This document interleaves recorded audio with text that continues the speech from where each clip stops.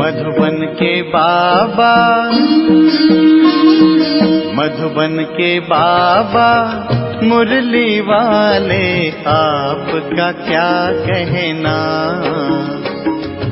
आपका क्या कहना। ओम शांति। आज 9 सितंबर 2021 के साकार मधुर महावाक्य हैं।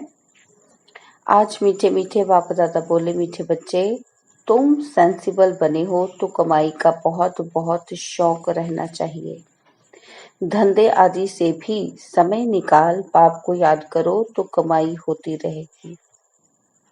बाबा ने कहा, मीठे बच्चे, तुम सेंसिबल बने हो तो कमाई का बहुत बहुत शौक रहना चाहिए। धंधे आदि से भी समय निकाल बाप को याद करो तो कमाई होती रहेगी। और बाबा ने आज हमसे प्रश्न पूछा है, तुम बच्चों को अभी कौन सी ऐसी श्रीमत मिलती है जो कभी नहीं मिली? और उत्तर में बाबा हमें कह रहे हैं कि तुम्हें, पहला पॉइंट है कि तुम्हें इस समय बाप श्रीमत देते हैं। क्या? कि मीठे बच्चे, सवेरे सवेरे उठकर बाप की याद में बैठो तो पूरा वर्षा मिलेगा। और दूसरी श्रीमत है कि ग्रस्त व्यवहार में रहते कमल फूल समान रहो।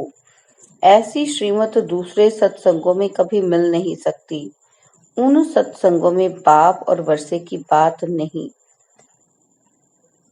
ठीक है, दूसरे सत्संगों में बाबा कहते हैं आपको ऐसी मत नहीं मिलेगी, क्योंकि उन सत्संगों में बाप की और वर्षे की बात नहीं है, बाप की सत्य पहचान नहीं है।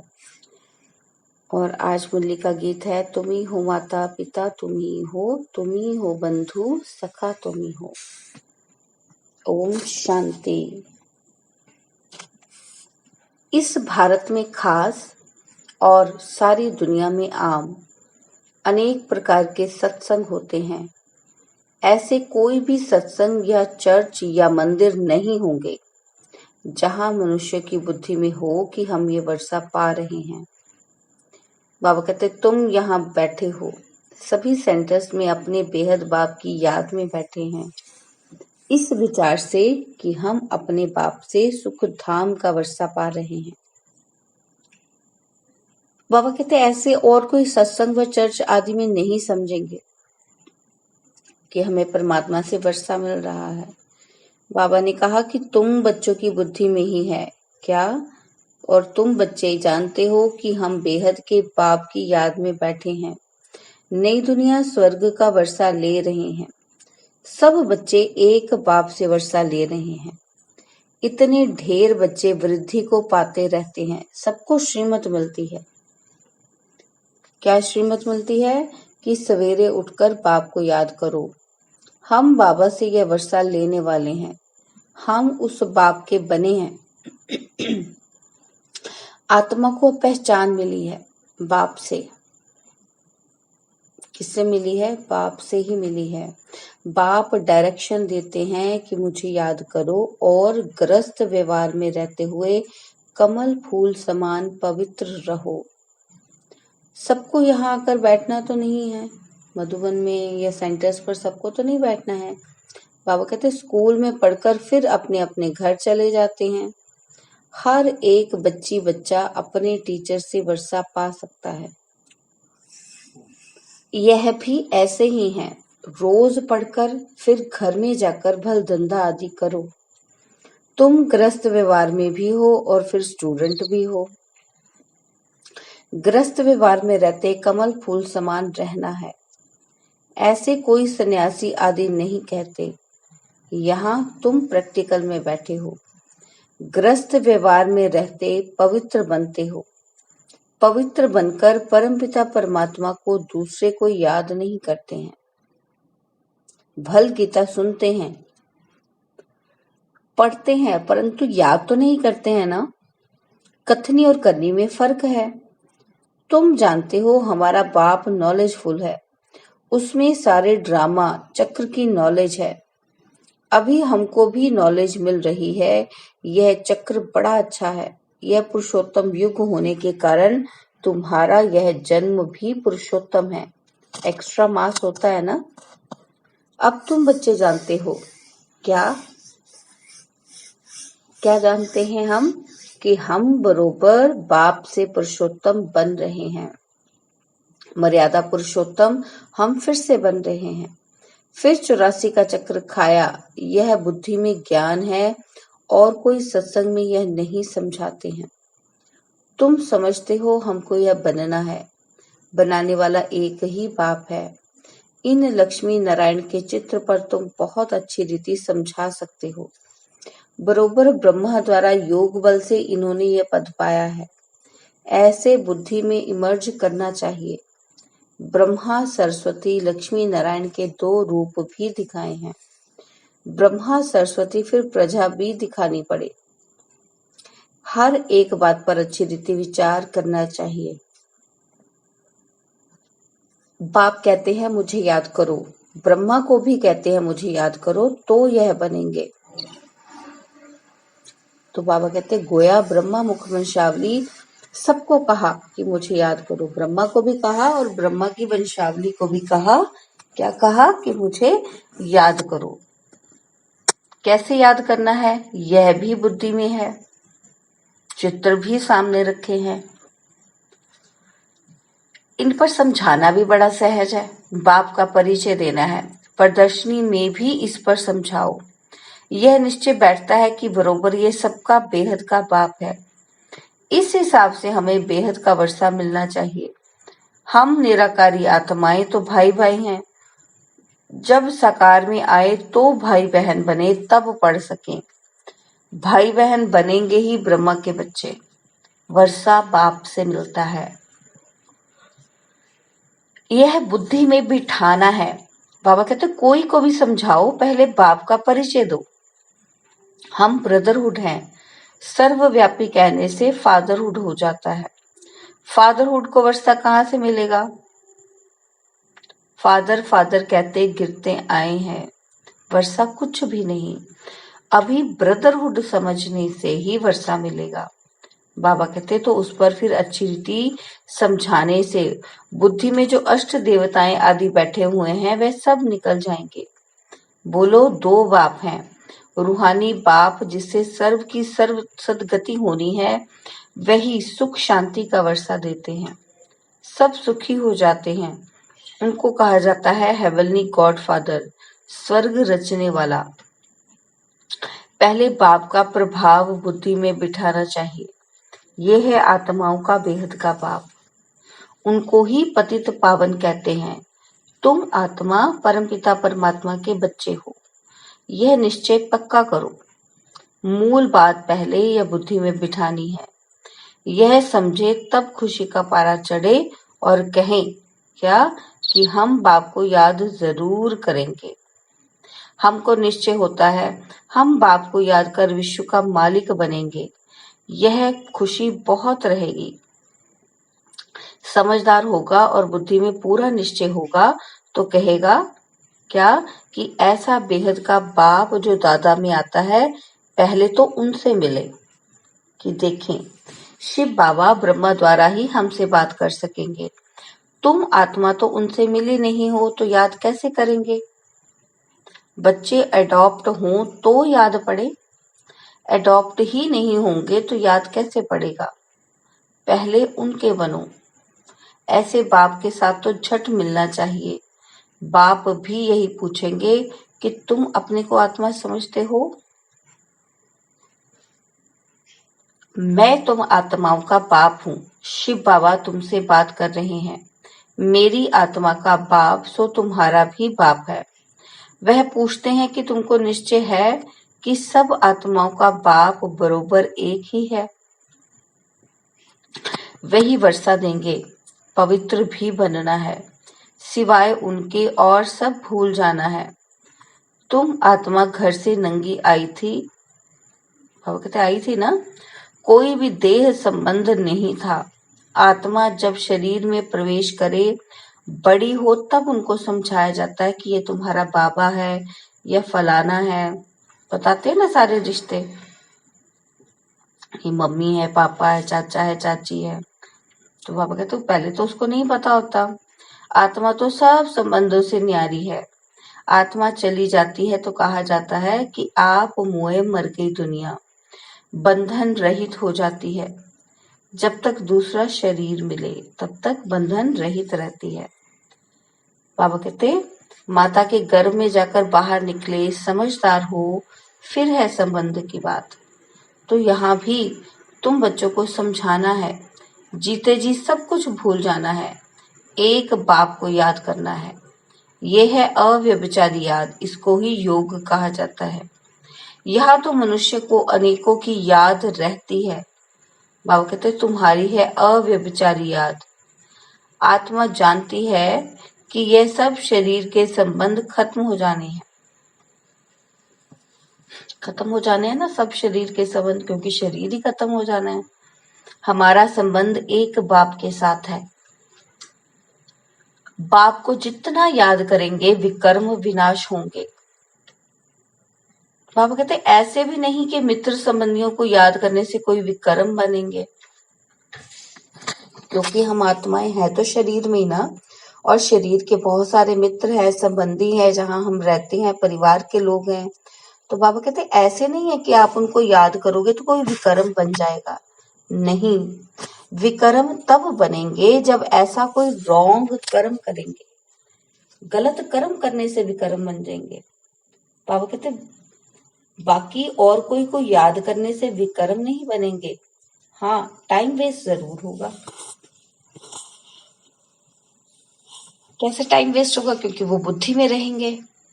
तो बुद्धि में वो रहेंगे तो फिर बाप नहीं होगा, बाप की याद नहीं होगी। ठीक है ना? तो बाबा कहते कि एक बाप को याद करने से विकर्म विनाश होते हैं। यह युक्ति है पाप काटने की। बाकी संबंध आदि तो याद रहते हैं। शरीर निर्वाह, अर्थ धंधा आदि सब करो, परंतु जितना टाइम मिले बाप को याद करते रहो तो खाद निकल जाए। मूल बात है यह। अंदर में ही विचार करो कि पतित से पावन कैसे बने। बाप को याद करना पड़े, ग्रस्त व्यवहार में रहना है। सन्यासी लोग भी शरीर छोड़ फिर गृहस्थियों के पास जाकर जन्म लेते हैं। ऐसे तो नहीं कि जन्म जन्मांतर के लिए पावन बन जाते हैं। वाइसलेस वर्ड तो अभी कोई है नहीं, ये है विशेष वर्ड। इनसे कोई निकल नहीं सकते। विशेष वर्ड में रहने के कारण कुछ ना कुछ खामी जरूर है। बाकी दुनिया तो है ही दो, विशेष वर्ड और वाइसलेस वर्ड। पावन दुनिया में देवताएं रहते थे तो समझाने में बहुत सहज होगा। इस पतित दुनिया का अभी विनाश होना है। विनाश होने के पहले बेहद बाप से वर्षा लेना है। बाबा कहते हैं देह के संबंध छोड़ अपने को आत्मा निश्चय करो और बाप को याद करो तो तुम पावन बन जाएंगे। बाप कहते हैं तुम मुझे पतित पावन कहते हो ना। गंगा में डुबकी लगाने वाले तो बहुत हैं, ऐसे थोड़े ही पावन बन जाएंगे। बाबा कहते हैं ऐसे थोड़े ही बन जाएंगे पावन। प्रदर्शनी में समझाना बहुत अच्छी तरह पड़ता है। प्रजापिता तो यहाँ ही चाहिए। नीचे यह ब्रह्मा और ब्रह्मा कुमार कुमारियां तपस्या कर रही हैं, तो यह बात अच्छी रीति समझानी चाहिए। किसी को भी हड्डी जिगरी समझाना है, बित बित करने से बदनाम कर देंगे। अगर देखो हम कहाँ मूझते हैं तो कहो अच्छा थोड़ा ठहरो, हम दूसरी बहन को भेजते हैं। एक दो से तीखे होते हैं ना, तो अगर एक को लगे कि हम इनको अच्छे से नहीं बता पा रहे तो उनको बोलो कि हम दूसरे को भेजते हैं। प्रदर्शनी मेले में जांच करनी चाहिए कि ठीक समझाते हैं। एक दो को चेक भी करना चाहिए। कोई डिबेट तो नहीं करते हैं। गेट पर भी पहचान वाला चाहिए। अनेक प्रकार के आते हैं ना, बड़े आदमी को जरूर रिगार्ड देंगे, फर्क तो जरूर रहेगा। इसमें यह नहीं आना चाहिए कि इन पर प्यार है, इन पर नहीं है। कई बार कहते हैं ना कि पार्शलिटी करते हैं, तो वो कहते हैं ऐसे नहीं आना चाहिए। द्वैत दृष्टि है नहीं, हम तो दूसरी नजर से तो देखते नहीं, इनको द्वैत नहीं कहा जाता। समझते हैं यहाँ बड़े आदमी की खातिरी की जाती है। बाबा कहते ये द्वैत नहीं है, ये पार्शलिटी नहीं है। बाबा कहते सर्विसेबल की खातिरी तो करेंगे ही ना। कोई ने मकान बनवा कर दिया है तो उनकी खातिरी तो जरूर करेंगे। तुम्हारे लिए ही तो मकान बने हैं। तो जो मेहनत कर राजा बनते हैं तो प्रजा ऑटोमेटिकली खातिरी करेगी ना। बाबा कहते कम दर्जे वाले से ऊंच दर्जे वाले की खातिरी तो होगी ना। बेहद के बाप की सारी दुनिया की आत्माएं बच्चे हैं। पूरे विश्व की जो आत्माएं हैं वो बेहद बाप के बच्चे हैं, परंतु जन्म लिया है भारत में। भारतवासी जो पहले ऊंच थे अब नीच बन गए। तो बाप कहते हैं कि मैं आया हूँ पढ़ाने, मैं भारत में आता हूँ तो सबका कल्याण हो जाता है। इन पर्टिकुलर इन जनरल तो होता ही है ना, पर्टिकुलर भारत इन जनरल सब सारा विश्व। तो अभी भारत ही नरक है, फिर स्वर्ग बनना है। तो भारत में ही तो जाएंगे ना, और जगह जाकर क्या करेंगे। भारत में ही भक्ति मार्ग में पहले पहले सोमनाथ का बड़ा आलीशान मंदिर बनाया था। जैसे चर्च बड़े से बड़ी विलायत में बनाएंगे, क्योंकि पोप की ली हुई रचाई है। सब चर्च एक जैसी नहीं होती है, नंबरवार तो होगी ना। बाबा कहते सोमनाथ का मंदिर कितना हीरे जवाहरों से भरपूर था। मुसलमान आदि लूट कर ले गए, बहुत धनवान थे, चर्च से क्या लूट सकेंगे। मनुष्य धन के पिछाड़ी पड़ते हैं ना। मोहम्मद गजनवी कितना ले गया, फिर अंग्रेज आए, वह भी यहाँ से धन भेजते गए, बहुत धन ले गए। बाबा कहते अब वह तुमको वापस मिल रहा है, करोड़ों रुपया देते हैं। यह सब आई विल यानी कि समय आने पर मिल रहा है। हिसाब मिले तो आई विल कैसे चले, हिसाब ना मिले तो आई विल कैसे चले।